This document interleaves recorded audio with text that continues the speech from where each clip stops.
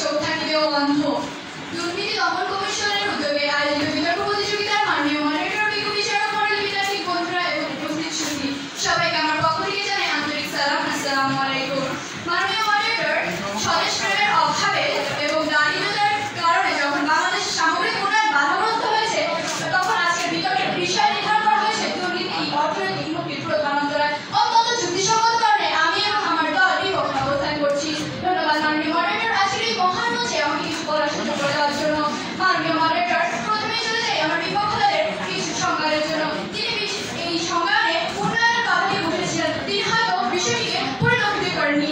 বিষয়টি ছিল দুর্নীতি অর্থনৈতিক মুক্তির প্রধান অন্তরায়। মাননীয় মডারেটর, লক্ষ্য করুন বিজ্ঞ প্রতিপক্ষ প্রথমে গুরুত্বপূর্ণ বা মুখ্য বাধা। মাননীয় মডারেটর, আমার প্রতিপক্ষ বন্ধুরা আজকে বারবার বলছেন অর্থনৈতিক মুক্তির প্রধান অন্তরায় নাকি দুর্নীতি। প্রতিপক্ষ বন্ধুরা দূর থেকে জাগুন। এই দুর্নীতি আজকে কেন হচ্ছে?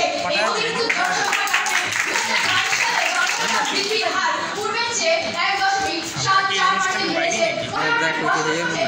2154 জন। মাননীয় মডারেটর,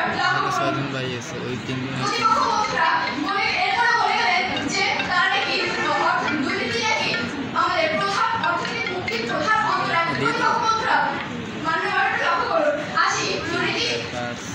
অর্থনৈতিক মুক্তির প্রধান অন্তরায় স্বদেশ প্রেমের অভাব ও দারিদ্রতা নিয়ে।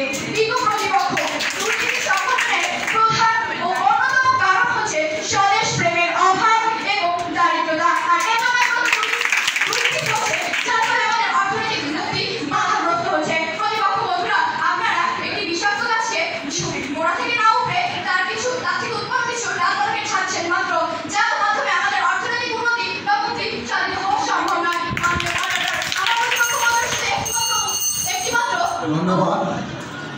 ধন্যবাদ সবাইকে। এ পর্যায়ে